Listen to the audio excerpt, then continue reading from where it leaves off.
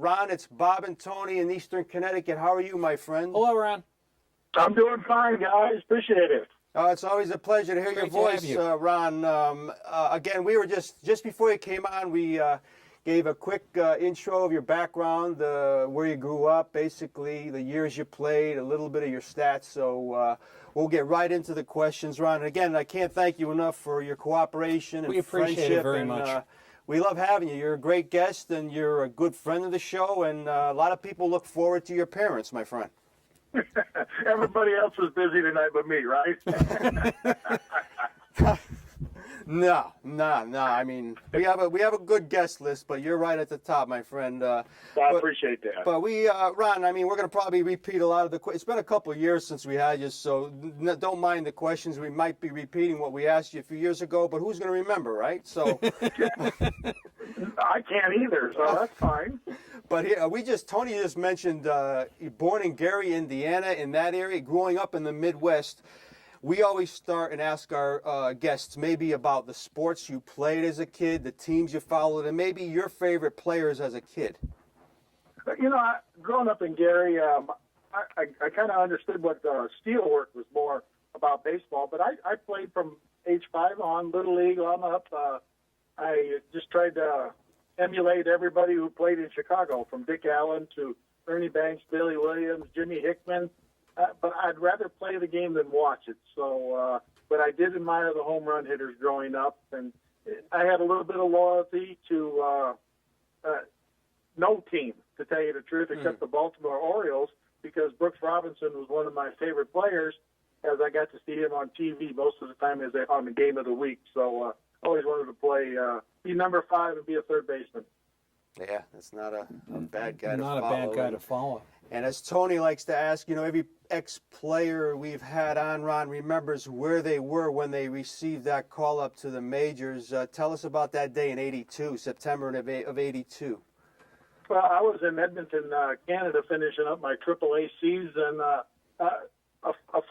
Luckily, I had a good year. I had 50 home runs, 145 RBIs, and I really didn't even think they were going to call me up, to tell you the truth, because they were paying Steve Kemp a lot of money to play left field, and I said, you know, the opportunity was slim, but they made the call, and they got rid of him, let me play as often, you know, a few games in '82, and I had to go out there and earn a job in '83, but like I said, the manager walked into, I'm still friends with him today. Gordy Lund was his name, and just saw him here a few weeks back at a dinner. And it's my dream, you know. You work to play to get there, and thank God I was given a chance. And again, for our viewers at home, we're on the phone with former outfielder DH Ron Kittle. And as we talk to Ron, we have collages of pictures on the TV screen of various pictures and baseball cards at various times of his career. Tony, question for Ron? Ron, good evening. You know, it's such a pleasure to have you, as always.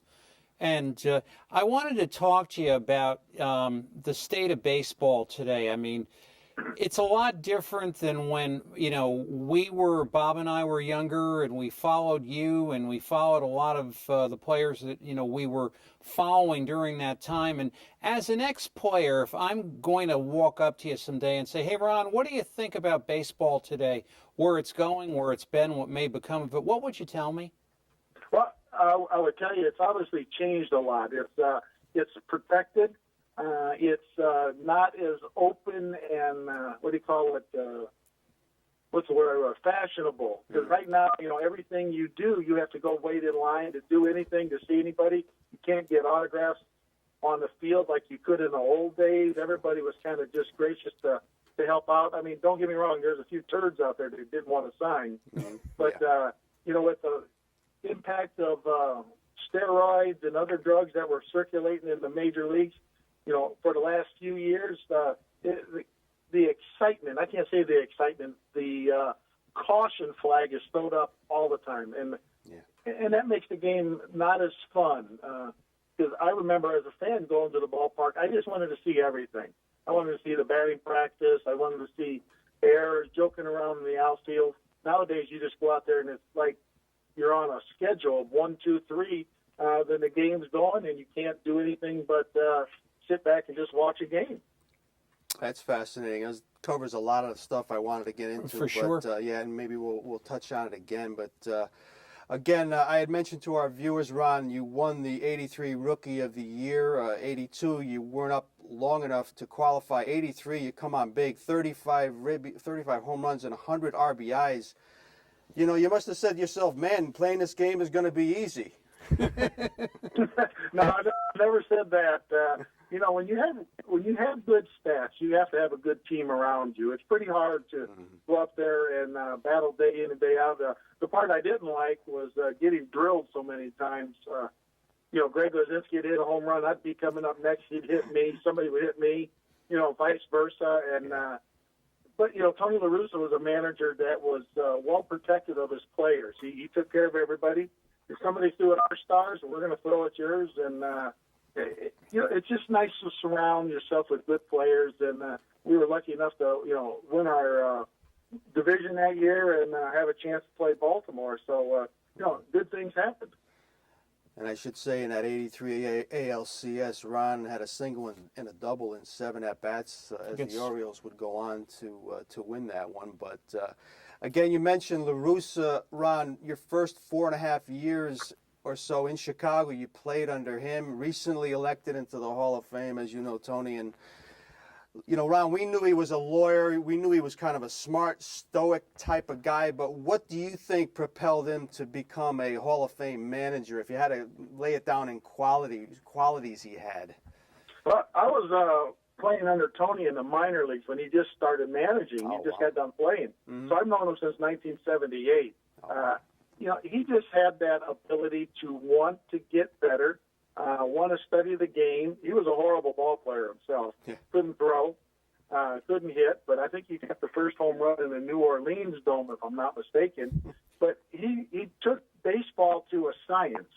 And, you know, he had these gut feelings all the time, and I used to yell at him, and I said, those are ulcers. Take some pills for it and just go out there and manage. But I keep in touch with him all the time. I send him periodic texts, give him phone calls.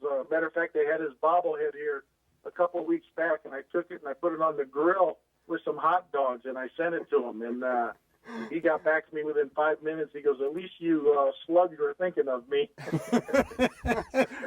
But, you know, but he was out there to win. He wanted to win any possible way he could, and I admire him for that.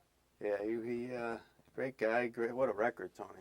Long, distinguished career as a manager. Well, you know, it's also easy when you got a good team. Your managerial skills are going to be a little bit better. You know, if you got a horrible team, you're going to go out there and struggle. Very, very true. Tony, question? And, you know, Ron, let's stay on the manager subject for a while. Was he your favorite out of all the fellows you played for? Hello? Oh, Ron, yes. My question is, was Tony your favorite manager out of all the fellows you played for? You know what? You get to the big leagues, I don't even think you need a manager as a player, but you need somebody to take the lineup card out. You know, I had Doc Edwards, I had Lou Piniella, I had, you know, Yogi Berra was there for a short time, Jeff Torberg. They're all good people. Tony was bright, and we were friends, and I think that meant a lot. But you know, when you got a good team, players kind of just control everything. The manager takes the lineup card out there, and he just expects you to play as good as you can, as long as you can, as hard as you can. But I would give Tony definitely a great antidote for being a top skipper. Yeah, because you figure you got to go out there and perform, Tony. I mean, Ron gets to New York, he's playing under Piniella, who seems like the total opposite of a Tony La Russa. Yeah, for sure. But you do the same. And, you know, I got to throw this in there. You had mentioned Dick Allen, and we talk about him all the time. So we're huge Allen fans. We just watched him growing up, Ron, and I know he was before your time in Chicago, but you mentioned him, and you obviously were impressed by him. Did you ever get a chance to meet him? Oh, yeah, he was one of our minor league hitting coaches. And I just told this story about a week ago. He went into the batting cage with a cigarette. And Greg Walker, he's the hitting coach for Atlanta now, my teammate at the time, he picked up a cigarette, and he went in the batting cage, flipped it to the side. He took 10 swings, hit 10 line drives, walked over there, picked up his cigarette, and he goes, that's how you hit. And he walked away, and we never saw him again. You know, but as a kid growing up in Gary, I saw games where he wasn't a big man, but he had very big, strong wrist and hands, and he could just flat out hit. And I got to do a bunch of fantasy camps with him over the years for the White Sox, and got to know him a little bit more on the personal side. And yeah, you know, he's still a strong. He was taking care of horses. That's how his arms got so strong. Yeah, I tried to get a hold of him a few years back, and I had to go through the Phillies front office, Ron, and you know, his kind of his personal affairs guy who was also a scout for the team, actually knew about my admiration, got me a ball and a signed postcard, but he just said, you know, Dick doesn't come into the office too much. He's home tending. He was like the Lone Ranger. All he did was leave a silver bullet, and he was off. Yeah, that, you know, that's what he was when he was trying to teach us hitting.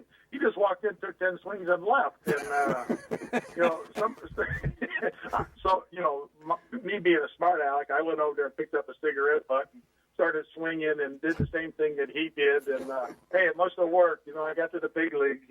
Maybe those 10 swings did it. Something else, yeah, Wampum, Pennsylvania, right, Tony? Yeah, for sure. That's amazing. But again, we're on the phone with Ron Kittle, former DH and outfielder, and he did play, as we said, a short time in New York. And this was in the old Yankee Stadium, Ron, and you probably walked in there and had some decent memories of the old park. You put up some good stats there in '87. Was it a good place for you to hit? You just must have liked your short time there. Well, I love playing there. As an opponent, I love hitting there. You know, the aura of the ballpark. Oh. That's how George Steinbrenner got most of his players in trade. You did well against them, they got you, so you couldn't beat them anymore. So I go from playing every day to not playing hardly at all in '86. Wound up getting, you know, just bits and pieces. Went to spring training, had a good spring, and I was putting up some really good numbers. Then I wound up having an accident. I think I mentioned the story a long time ago when I spoke to you. Yeah. The trainer twisted my neck, and they tore a nerve off my skull. And it kind of shut my season down for almost 2 or 3 months. I played a little bit at the end, but I think I was on probably one of my best years ever in baseball. But unfortunately, when you're hurt, you just can't put numbers up. Yeah, it's 87 in New York. Ron, 12 home runs, 28 RBIs, hitting about 280 at the time. And again, Mr. Kittle had 6 years, Tony, where he hit 18 or more home runs. Again, a total of 176 in his career. Question. You know, Ron, and you've, at least from what we've seen, transitioned out of baseball very well into a number of things, and so many players don't. And I'm just wondering, when you realized you were done at the big league level, was that a hard realization for you, or was it like, you know, hey, that was good, and now it's time to get on to something else? Well, I broke my neck my first game I ever played, so getting anywhere was a challenge. So I had to come back from a lot of adversity to even want to attempt to go play at the professional level. My dad was a big influence in me. He said, hey, either do it or don't, and I did it.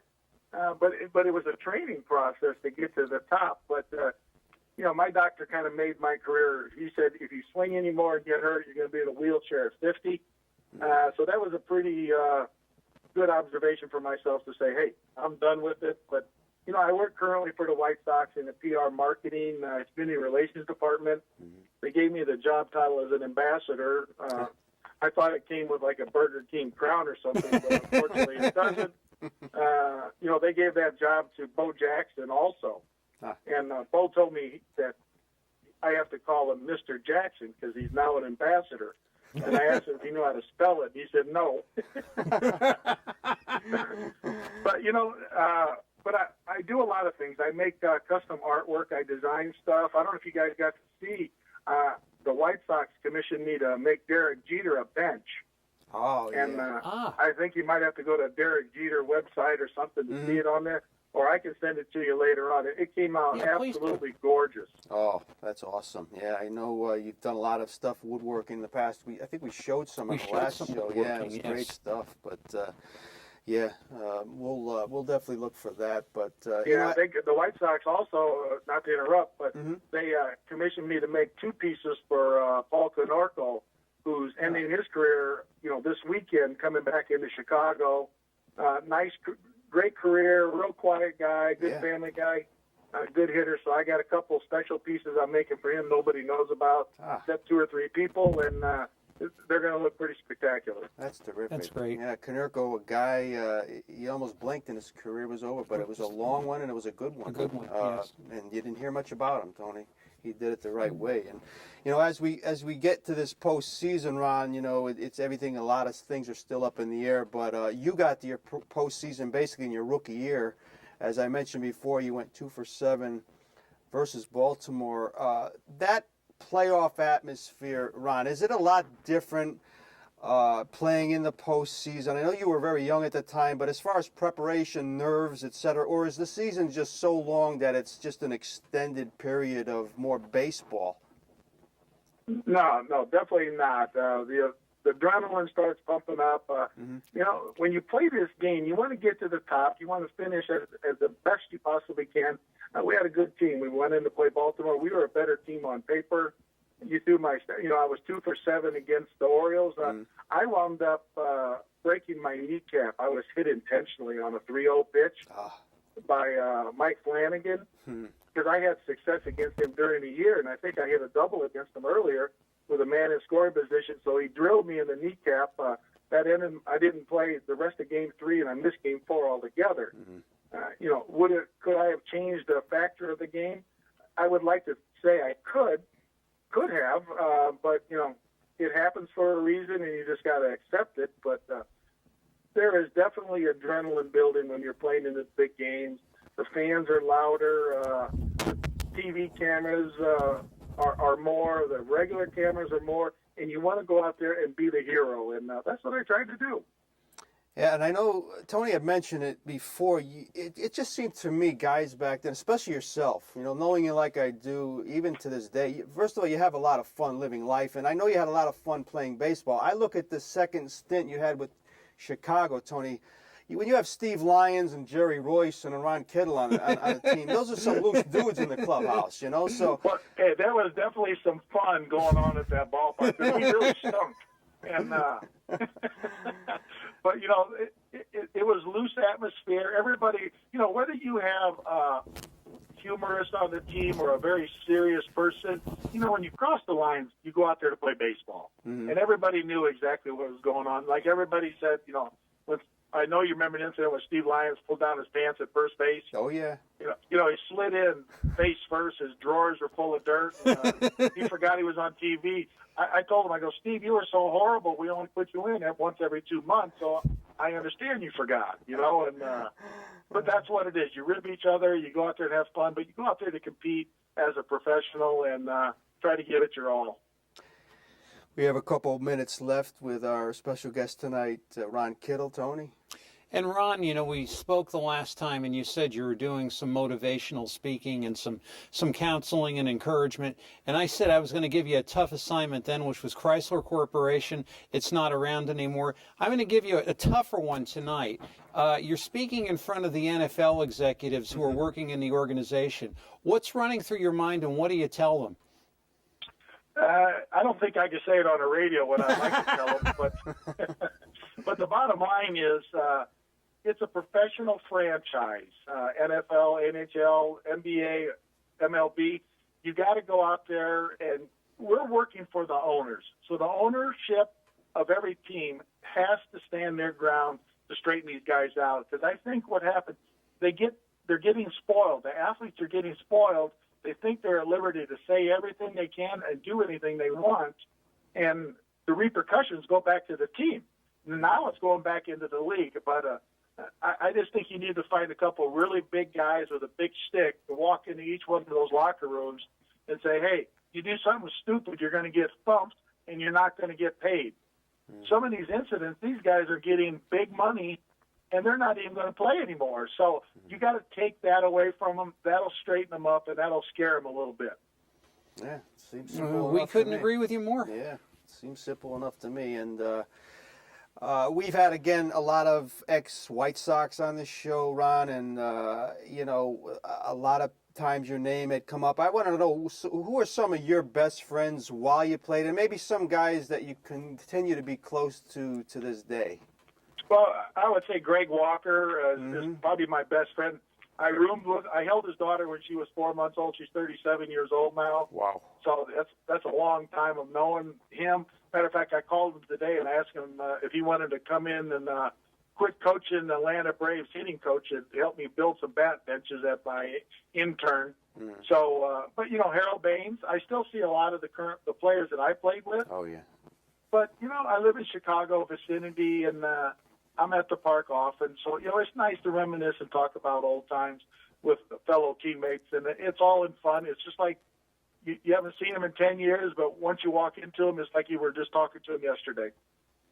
Yeah, some of the teammates, Tony, you and I were talking, some of the great teammates. Yeah. First of all, I think last count, Ron played with 6 Hall of Famers. I have Fisk, Seaver, Henderson, Winfield, Henderson, Ripken, Frank Thomas, guys like that. Impressive list, and another guy, a bunch that were just borderline Hall of Famers, but great players. And as far as the current White Sox, Ron, it must be exciting watching a guy like Abreu come and doing what he's done. What do you see for the future of this current squad? Well, you know what? They got some young kids. They got some good arms. Abreu coming in. He just passed my RBI total for his rookie year. Yes. He's tied with me for home runs at 35 right now. I said to a reporter the other day, I said, boy, it's pretty nice. And I said it to his interpreter, that if he breaks my record, it's going to cost him $100,000. You always pay the guy that you beat. So the interpreter was like stone-faced. He told Abreu, and I just walked away and just left it hanging. I was just joking. And so I haven't seen him since they left town. If he hits a home run, I hope he writes me a check. $68 million. Hey, $68 million. He can write a lot of checks on that. But he's got a good swing. He's probably 20. He's in between 27 and 32 years old. Exactly. I saw him play in the Pan Am games years ago, and he looked old then. So, but hey, he's having a good year for the White Sox, and I just hope he just keeps on doing the same thing. Yeah, it's been exciting to watch. Tony, you have a final question for Yeah, as far as the White Sox going into 2015, Ron, what do you envision? What changes might you see? What things might you see staying the same? I think they definitely need a bullpen so they can probably get rid of about 9 guys. That's basically what made them struggle all season long. The starters had some good wins or good leads coming in the game, and the relievers just gave it up. I don't think they still have anybody to close. They just, it's a random thing. They spin a wheel and see who gets picked. But, Johnny Danks, Chris Sales, they got some fabulous arms on that team. Yeah. You just need some relievers and, like Paulie Konorko, he only played part-time this year. Adam Dunn struggled a little bit, got traded to Oakland. So you need a couple big boppers, but you definitely need a good bullpen and a solid closer. And I think if they get a couple of those things, they're going to be competitive. Yeah, they're definitely going to have definitely a new look next year, but have some good core players there. And again, Ron, our time is just about up. Again, you told me shortly before the show it's pizza night, so I'm not going to keep you. We have one of your pictures. We had you on your motorcycle. I know you love motorcycles. You love big breakfasts, and you just it seemed that you enjoy coming on this show, and we can't thank you enough. No, we love to have you. And we'll continue to be in touch, Ron, and just keep doing what you're doing, and we hope to talk again soon, buddy. Take care, Absolutely. Ron. I appreciate it, guys. You guys have a great night. Good postseason. Talk some good sports. Okay. Thank you. You Take too. care, Ron. Bye now. Thanks, guys. Good night. Appreciate it.